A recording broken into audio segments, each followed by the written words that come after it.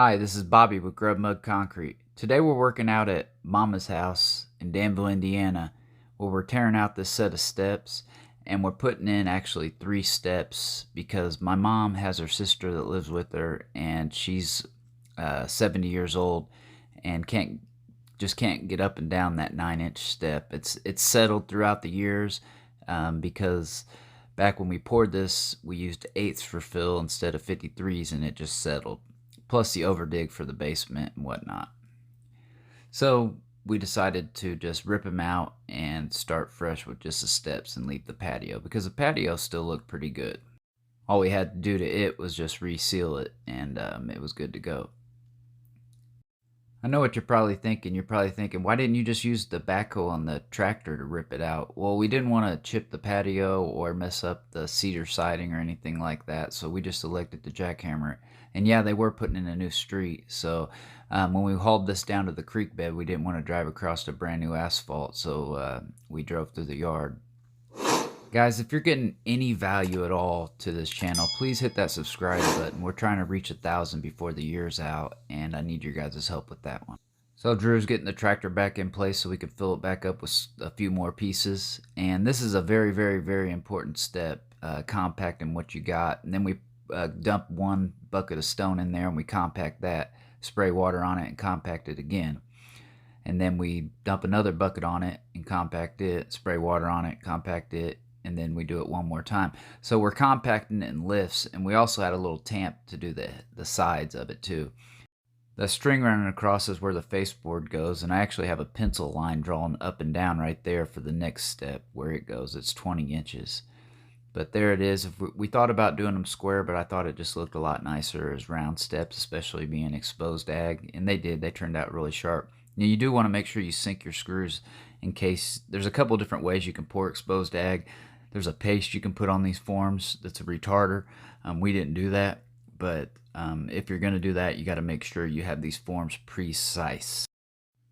All right, I know what you guys are thinking. You guys are probably thinking, man, you need to fire Drew. How could he show up wearing Kentucky blue, Kentucky this every day? And you're probably right. I probably should, but I got to have a little bit better reason than that. Here in Indiana, we bleed red. I don't know what color you guys bleed, but we bleed red here in Indiana. Actually, crimson and cream to be exact. But anyways, he's a good worker. He just doesn't know which sledgehammer to use when he's driving stakes. He's going to end up hitting himself in the nuts. But we use these long stakes because I like for the stuff to hold, and it does hold pretty tight using these long stakes. When you're forming up steps, you want to brace them as good as you can. That's a definite. Don't under-brace your stuff. You can never over-engineer a set of steps, I don't think. But I'm checking my levels. Get the back right, and then you get the front, and then you make sure you double check and make sure you got fall coming down your step. It's a little tricky, but it's really not that hard. It's simple geometry. You just got to use your head. And that's what concrete's really all about, is just using your common sense and really thinking about stuff. Yeah, it starts coming natural to you after a few years, but so we decided to use this board for a face because I'm end up going to be cutting the corners off. I'll show you that here in just a minute. When you're floating your steps, it's a heck of a lot easier when you don't have that corner piece in the way. Sorry about that, my phone rang. One thing I do recommend when you're putting this radius material on the inside is make sure you put enough screws towards the top, because when you're shoveling mud in or dumping mud in, however you decide to do it, you don't want pea gravel to get back in behind your radius material and in between your board, because it'll make it hard to run an edger. Here I am just making sure I got my 20 inches from corner to corner basically. And since we are cutting off the corners, we had to add some stakes.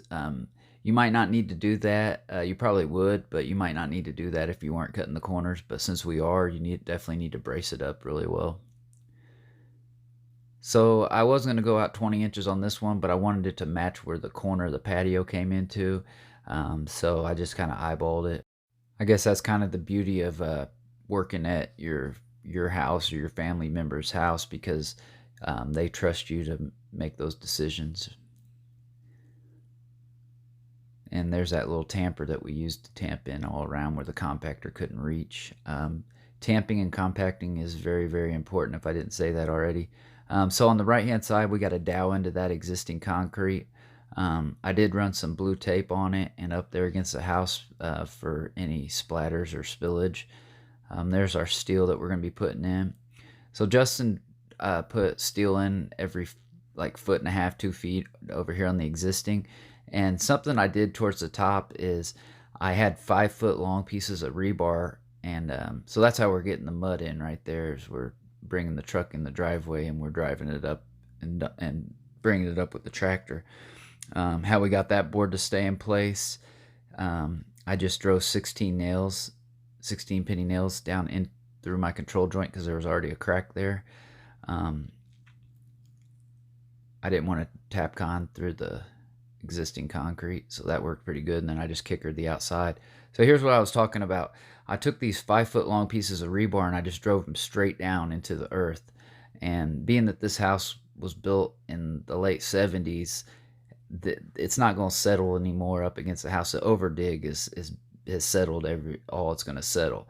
And if you've ever tried to pull a rebar stake, they're hard as hell to pull, and they're also hard to push down. So my idea is, with all this good compacted stone and with the rebar driven down and dowed into the existing and all tied together like this, that is going to stay in place. I really feel confident that it would. So these little wooden braces, they're actually really important. You got to put them on, especially when you cut your corners. That's what we did on that middle step.